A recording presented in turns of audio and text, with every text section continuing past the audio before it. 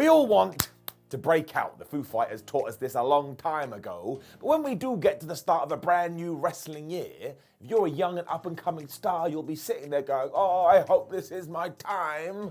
Because everybody wants to get to the top. That's what AC/DC told us. So hello there, my name is Simon from What Culture, and as we are starting a brand new 12-month period, I thought I would give you 10 wrestlers who are poised to break out in 2023. Subscribe. Number 10, Carmelo Hayes. Carmelo Hayes will definitely be on the main roster in 2023. I mean, firstly, Shawn Michaels absolutely loves him. And secondly, the Heartbreak Kid is best friends with Triple H. So if he just rings him up and says, I've got an idea for you, probably going to go with it. Not that he would actually need this advice, because all Paul Levesque has got to do is watch NXT, and it's blindingly obvious. And I think he's already aware of this, because not only has Hayes won the North American title twice, but he was also a Cruiserweight champion. And don't forget, back in 2021, he won that breakout tournament. So clearly they see something in him. When you remember all this too, it is kind of weird that it hasn't happened already, but better late than never, but better never late. The only final question is whether Trick Williams comes with him, but I don't think it's that important. Both of them will smash it, but in terms of the right around the corner stuff, Carmelo Hayes, it's time for you to fly. Number 9, Roxanne Perez. So as of me saying these words, Roxanne Perez has just defeated Mandy Rose's 47-year title reign. She's the brand new NXT Women's Champion. Now originally this was penciled in for the last pay-per-view of the year, but from nowhere, WWE just went, hi, let's do it on free television. And I actually thought this was a great idea, because not only did she knock Mandy off her perch, but now more eyeballs are on her. They can see how good she is. This has been clear for a while too. I mean, it's why she got signed to WWE to begin with. But even when she was Roxy, everyone was just like, how the hell is she so young? Has she lied about her birthday or her wrestling experience? Because she's basically just a young pup.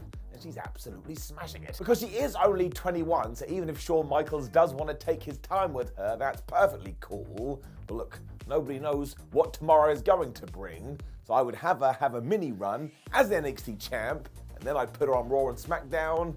I can see no universe where she doesn't do pretty damn good. Number 8, Tegan Knox. All right, let's address the elephant in the room. Hey Percy, how are you doing? When Tegan Knox returned to SmackDown, sure. In terms of like a massive reaction, well, it didn't really come. But I tell you this, it doesn't matter, because there is a reason for it. When she was first on Friday nights a few months ago, or before she got fired, she was just put in a tag team with Shotzi.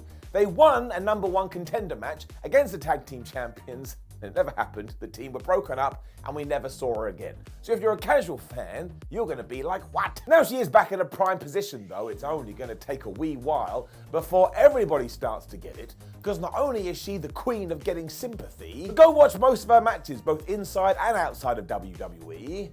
Rarely has a bad one. Tegan is also so damn likable because she wears her heart on her sleeve both inside the ring and outside the ring. So all it's going to take is the right story, and all it's going to take is the right push, and she will climb to the top of that women's division and eventually become a champion. You heard it here first. Not true. Lots of people have said it.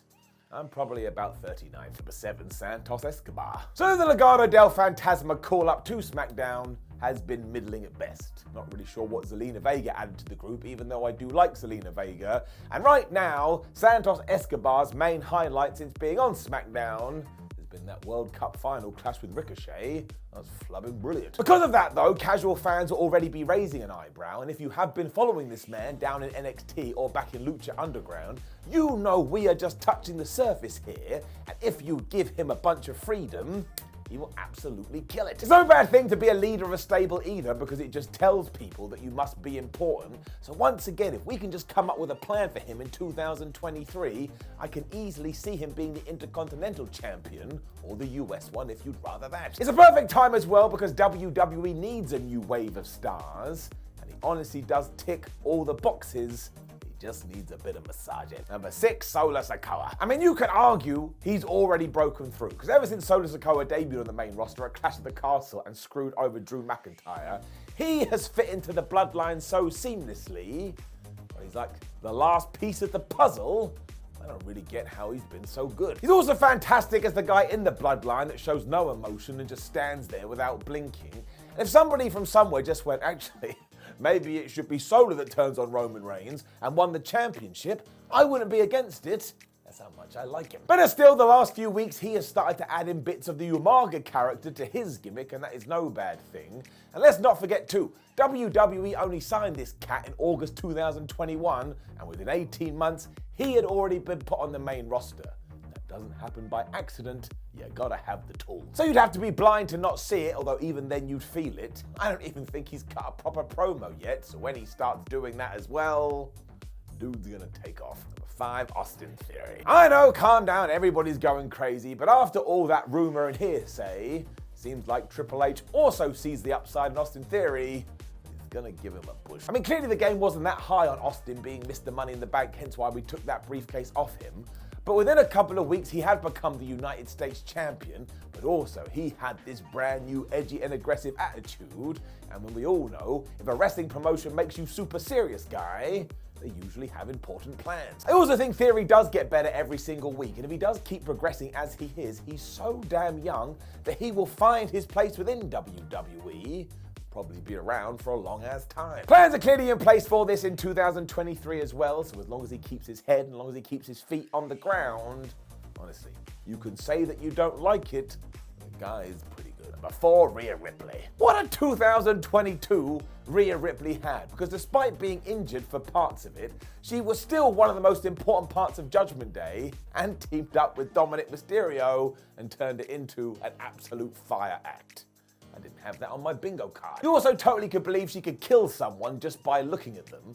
And going back to Judgment Day, I don't think that stable would have worked without her. Like, they all come together to ensure that it does have something to it. But without Rhea Ripley, I'm less interested. I mean, she has somehow become the women's division end-of-level boss without even being the champion. And when we get to WrestleMania 39, it looks like we will do Ripley versus Bianca Belair for the Raw Women's title. And I honestly think Rhea should win that and go on some kind of a tear. There is a babyface run in there too, because you can just feel people gravitating towards her. And honestly, we're going to look back on this in a few years and say, oh, it all started there. She is going to be massive. Number 3, Bronbreaker. I mean, it's all there, isn't it? The reason that NXT treats him like a king is because they can see it too. So we are just going to build before Bron goes on to the main roster. Like a runaway freight train. Such has been his rise, people even talk about him being the dude to dethrone Roman Reigns, and no one seems that upset about it. But also, who in the flub takes to wrestling this fast? He's only been doing it like a year or so. He's better than everyone. The reason 2023 is going to be his proper break, though, is simply because he doesn't need NXT anymore. Pick somebody to beat him for that championship and send him to the main roster instantly, and you could even debut him as a surprise in the Royal Rumble, and then he gets screwed over to start his first proper program that culminates at WrestleMania. Now look at that. There's 3 months of stories worth there to tell people that Breaker is our guy. So I really do think when all is said and done, Bronbreaker is going to be a massive deal. He's going to carry on that Steiner legacy, WWE doesn't want you to know that he's a Steiner. Wrestling, eh? It's stupid. Number 2, Butch. Triple H being in charge has had many benefits, and a massive one is seeing what he has done with Butch, obviously also known as Pete Dunne. I flubbing love this guy. Paul Levesque has always been a fan of the man, hence why he built NXT UK around him, and ever since he has been teamed with Sheamus, he just knows what he's doing. I mean, it was a little bit all over the place when Vince McMahon was pulling the strings, but now he's just an absolute badass who will break your fingers. People like to say that he needs a name change as well, but I don't think that matters at all, because if in 2023 he keeps having banger after banger after banger after banger, the fans are just going to warm to him more and more before eventually I bet he wins a mid-tier title. And yeah, sure, there is a missing piece of the puzzle in terms of his promos, but he shouted War Games a few weeks ago and sounded like he wanted to kill someone, so why don't we nurture him in that area, and until that point, hide his weaknesses and push his strengths, because he's got strengths in abundance. Number 1, Montez Ford. So I do want to mention Angelo Dawkins here, because that guy has just got so good over 2022. So when it is time to split up the Street Profits, let's also push Dawkins as well as Montez Ford. I mean, it's been quite clear for a while that they have wanted to do this, especially how he is presented. Really, the dude does have it all. He is absolutely fantastic in the ring as he does those crazy agile moves, and he gets his character. When you give him a microphone, he comes out with some good stuff. We don't have to do a breakup angle either. The Street Profits can just go, well, we've been together a long time and there's no one else to feud with, so you go left and I go right. And if we do it well, you are gonna have two bona fide superstars on your hands. Although, yes, once again, when we look at the company, it's quite clear that Montez will be at the front of the pack. So there is no reason why he can't be a massive success. I mean, the signs have been there for ages. So why not do it in 2023? Fresh blood is the catalyst of pro wrestling, and we've got a good one right here. Know of any other superstars that are poised to break out in 2023? Make sure you let us know in the comments below, and don't forget to like the video, share the video, and subscribe. Then head over to whatculture.com where you can read some articles. Make sure you come follow us on social media at WhatCulture WWE and Simon Miller 316. There's a lot of videos out there, my friend. Hunt them down. Watch them. My name is Simon for What Culture. Thank you very much for watching me as always. I do hope you have a lovely new year and a wonderful 2023. You'll see this boy fails a lot. Gibberish. I can't even talk. I fire myself.